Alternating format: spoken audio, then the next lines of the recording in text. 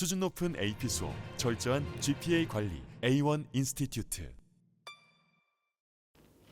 안녕하세요. A1 안유신입니다.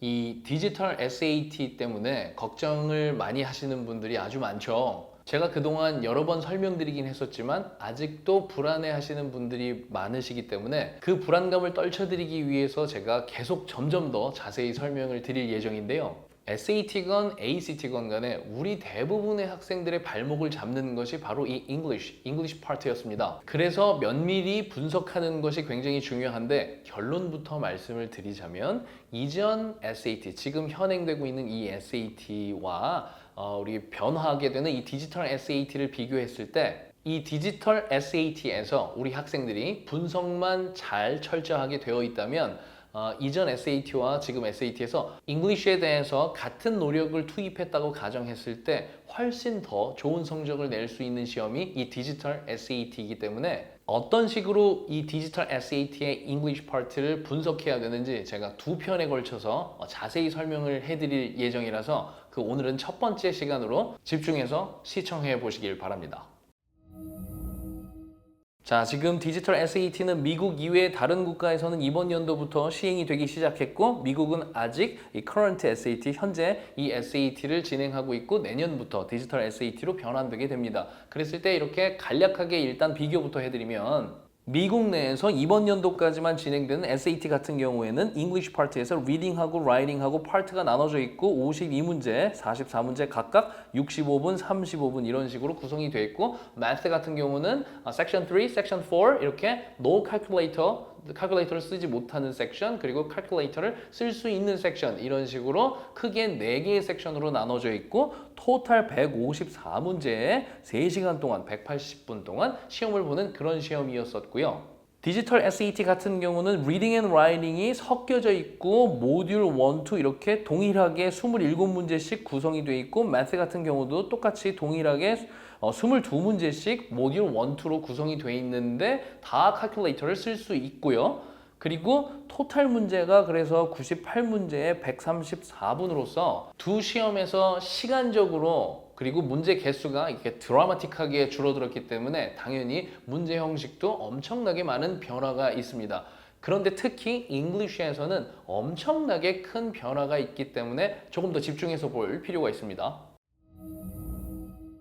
여러분이 잘 아시다시피 이전 SAT 같은 경우는 이렇게 길게 지문이 한 번에 나와 있고 문제가 거의 10문제 정도 이렇게 그 지문에 관련된 문제를 다 푸는 이러한 방식의 시험 유형이었죠. 그런데 이제 디지털 SAT로 변화하면서 짧은 지문 하나, 문제 하나 끝, 짧은 지문 하나, 문제 하나 끝, 짧은 지문 하나, 문제 하나 끝 그렇게 해서 꼭 한 문제에 짧은 지문 하나씩 이런 식으로 구성이 되게 되었습니다. 이렇게 하다 보니까 문제 자체가 간단해진 것은 사실이고요. 이 컬리지 보드에서는 분명히 이 SAT, English 파트를 출제를 할 때 이런 마음으로 출제를 했을 겁니다. 대학에 입학하기 위한 시험이다 보니까 대학에서도 충분히 수업을 잘 끌어갈 수 있으면서 라이팅 능력도 갖추고 있고 그러니까 기본적인 영어 실력을 판단할 수 있는 그러한 시험으로 만들고 싶었었을 텐데요. 제가 솔직히 말씀드리면 이전 그 긴 지문이 나오는 SAT 같은 경우는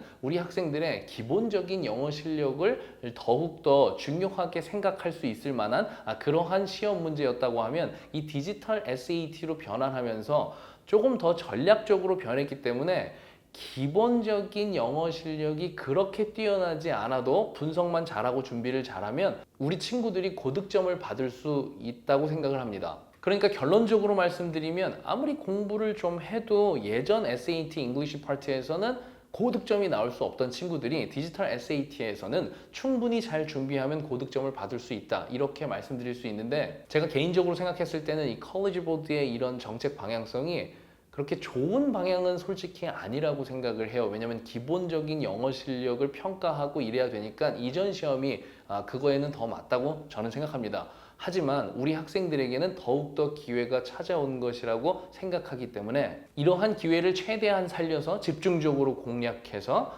고득점을 받아보는 것을 목표로 해서 제가 설명을 드려보도록 하겠습니다. 이 디지털 SAT로 이제 변환하면서 리딩, 라이팅이 통합돼 있어서 한 번의 문제로 나오게 되고 그리고 그에 따라서 많은 타입의 문제들이 존재를 할 텐데 크게 두 가지로 나눌 수가 있을 것 같습니다. 이전 SAT에서 비슷한 타입의 문제가 있는데 문제가 조금 바뀐 거 그렇게 하나 그리고 완전히 여태까지 SAT에서는 한 번도 보지 못한 완전히 새로운 문제 이렇게 크게 두 가지 유형으로 나눌 수가 있을 것 같습니다. 그럼 첫 번째 말씀드린 것 같이 예전부터 있었던 타입 같은 경우는 어떻게 바뀌었고 또 어떻게 준비를 해야 되는지 궁금하실 수가 있는데 딱 한 가지의 타입만 예로 들어서 설명을 한번 드려볼 거고요. 그리고 이 밑에 것도 이 뉴 타입 중에서도 여러 챕터에 해당하는 각각의 문제들이 있는데 한 챕터에 해당하는 예만 하나 보여드리면서 제가 디지털 SAT로 변화하면서 잉글리시 문제가 어떤 식으로 변화했는지 더 잘 이해가 될 수 있게 도와드리도록 해보겠습니다. 자, 디지털 SAT 문제에서 저희가 챕터를 이렇게 한 12개 정도로 나눠놨는데요. 이것을 하나하나 다 설명드리기에는 시간적인 여유가 없으니까 딱 2개의 챕터에 관련해서만 설명을 드릴 건데 첫 번째로 설명드릴 부분은 이 데이터 인터프리테이션 이 부분입니다. 이 부분은 무엇이냐면 이전에도 이 데이터 해석하는 그런 문제가 있었는데 디지털 SAT에서는 어떻게 바뀌었고 어떤 식으로 공부해야 되는지 그것을 설명드릴 겁니다. 이렇게 데이터 해석 또는 분석하는 문제 같은 경우는 이전 SAT에서는 한 전체 문제 중에서 5문제 정도 출제가 되었었고 이 디지털 SAT에서는 평균적으로 한 4개의 문제가 등장을 하게 되는 거니까 전체 문제 수 비교적으로 봤을 때 분량은 포션은 아주 조금 더 늘어났다고 생각하시는 게 좋겠습니다.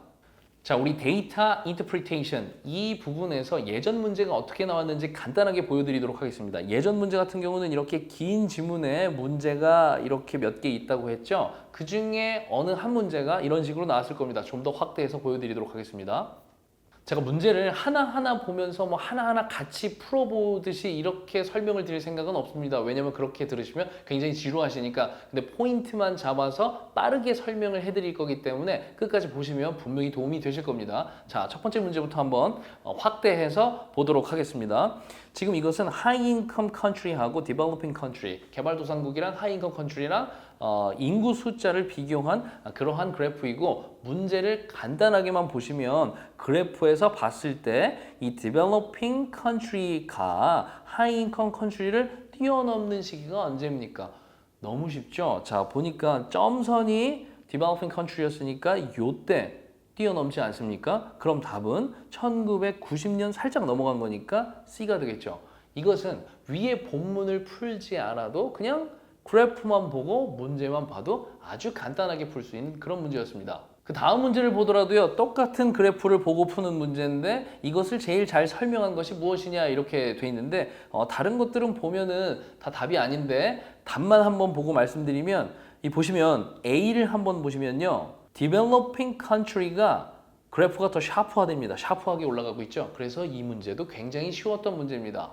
자, 이전 문제 하나만 더 빨리 보도록 하겠습니다. 자, 지문이 길고요. 문제도 많이 있습니다. 그 문제 중에 데이터를 해석하는 문제는 어떻게 나오냐면 문제에서 figure 1 보라고 합니다. 이게 뭐 문제 안에서 figure 2도 있었겠죠. 그러니까 이제 figure 1만 보면 되는 거고 first experiment 그러니까 second는 볼 필요가 없고요. 1 week after studying 이라고 했으니까 immediately after studying은 볼 필요 없고 이것만 보면 되는 겁니다. 그리고 나서 문제가 correctly identify them 어쩌고 몇 %예요. 그냥 보고 80에서 90% 사이에 있으니까 답은 C가 되는 겁니다. 제가 이 3개 예를 보여드리면서 뭘 말씀드리고 싶었던 거냐면 이전 SAT, 그러니까 지금 미국에서 현행되고 있는 그 SAT 같은 경우는 이 데이터 인터프리테이션 이 문제는 정말 쉽게 나옵니다. 많은 고민을 할 필요가 없이 그냥 보이는 그대로 직관적으로 그래프 보고 그냥 문제 풀고 하는 아주 굉장히 문제를 주는, 점수를 주는 그런 문제라고 할 수 있었습니다. 자, 그럴 수밖에 없는 게 위에 막 다른 얘기들도 되게 많고 문제도 되게 많이 내고 이러니까 그 중에 한두 개는 좀 쉬운 문제를 내야 되잖아요. 그런 게 항상 이 데이터 해석하는 문제가 그런 식으로 출제가 되었었는데 이제 말씀드렸다시피 디지털 SAT로 옮겨가면서 데이터 하나 꺼내놓고 그 다음 문제를 하나 이런 식으로 보여줘야 되기 때문에 지금 보시는 바와 같이 지금 이 보시는 문제는 컬리지 보드에서 공개한 이 블루북 문제입니다. 그리고 그거에 따라서 저희가 출제한 그런 문제들도 저희가 가지고 있어서 그래서 저희 사이트에 와서 무료 테스트를 한번 봐보시는 게 정말 경험하는데 도움이 많이 됩니다. 그래서 이것은 저희 것의 플랫폼이 아니고 이 컬리지 보드에서 블루북으로 한 이제 여기에 저희 마크가 없으면 컬리지 보드 겁니다. 그것을 보여주는 한 문제당 하나 이렇게 보여주는 문제입니다. 자, 이게 잘 안 보이실 테니까 조금 더 확대해서 보여드리도록 하겠습니다. 여기 본문 내용이 조금 길다 보니까 지금 안 읽어보시고 싶을 수도 있는데 안 읽어볼 거고 제가 간단하게 설명만 드리겠습니다. 정말 간단한 문제거든요. 지금 지구 안에 이런 대기 안에 이 atmosphere 안에 이런 원소들이 존재하는데 아이언, 포타슘, 소듐 이런 원소들이 존재하는데 그 대기에서 이런 것들에서 기원한 무언가 때문에 그 대기에 있는 이 원소들이 줄어들고 있다고 합니다. 그 줄어드는 비율을 표로 나타낸 거예요. 근데 이런 것에서 기원한으로 얘기하면 너무 복잡할 수 있으니까 그냥 얘 때문에 아이언은 98% 줄어들고 있고 얘 때문에 아이언은 90% 줄어들고 있고 이렇게 생각하시면 됩니다. 그래서 이것들 때문에 이러한 원소들이 이런 퍼센티지만큼 줄어들고 있다고 합니다. 라는 게 이 데이터의 주제이고요. 이 문제를 파악하려면 이 마지막 부분을 봐야 되는데 무슨 박사 이런 사람들이 이런 팀을 이끄는데 뭘 calculate 했냐고 이제 나오는 거거든요. average ablation. 그러니까 평균적으로 이 원소들이 줄어드는 그 레이트가 slower moving 하는 SPC나 AST에서 lower rate than 이라고 합니다. faster moving 하는 HTC, OCC 얘네들이 faster moving 하는 거고 얘네들이 slow moving 하는데 이것들이 더 레이트가 줄어드는 레이트가 작다는 것을 지금 뭘 calculate 했대요. 그런 이야기입니다. 그러니까 왼쪽에 있는 이 두 가지 것들이 오른쪽에 있는 이 두 가지 것들보다 퍼센티지가 더 낮다. 지금 그 얘기를 하는 겁니다. 그래서 여기 이제 중요한 단어가 나옵니다. 위의 주장에서 for example 이라고 하잖아요. for example 위의 주장의 예를 알려주는 겁니다. 그래서 그 예로 보여주는 것이 AST에서 비롯된 그게 아이언이 28%의 비율로 줄어드는 반면에 이것에 어쩌고저쩌고 이렇게 나와 있는데 보기를 읽어보시면 자 보십시오.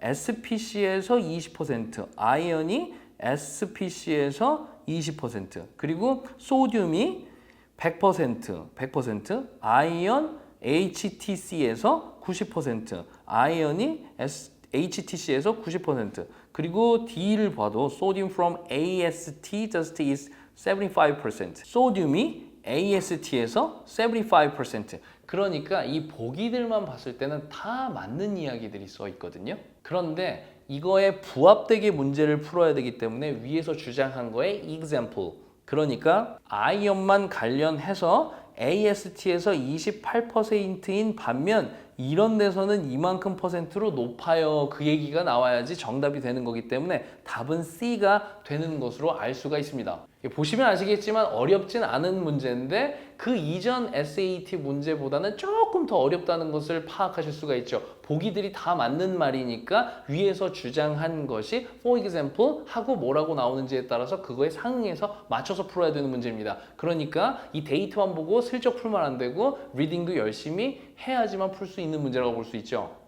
그래서 문제가 이런 식으로 나왔다고 하다 보니까 이제 저희 거, 이게 보면 저희 마크가 있으면 저희 로고가 있으면 저희 겁니다. 저희 문제도 이제 비슷하게 만들어서 이렇게 연습을 하게 되는데 조금 더 확대해서 보게 되면 여기 보시면 이 테이블하고 여기 밑에 글을 간략하게 읽어보시면 무슨 내용이냐면 여기 있는 이러한 생명체들이 이 네 가지 이 지역에서 얼마나 빨리 점점 종의 다양성이 줄어들고 있는지 앞에 문제랑 거의 비슷하게 저희가 변형해서 연습을 한다고 보시면 됩니다. 그럼 여기서도요, 이런 무슨 박사 연구진 팀이 뭘 어떻게 했냐고 보면 이 다양성의 로스하는 것이 이 오른쪽에 있는 AGR과 ARC가 더 취약하다고 합니다. 왼쪽에 있는 FRS 또는 URB보다 더 취약하다고요. 그러니까 크게 이렇게 왼쪽과 오른쪽으로 나누면 이쪽이 퍼센티지가 더 크다는 것은 이 생명체들이 자기 종의 다양성을 유지하기가 조금 더 취약하다고요. 약하다고요. 그래서 퍼센티지가 높을 수밖에 없고 왼쪽에 있는 두 개는 퍼센티지가 낮으니까 종의 다양성을 더욱더 유지하고 있는 상황이라고 볼 수 있고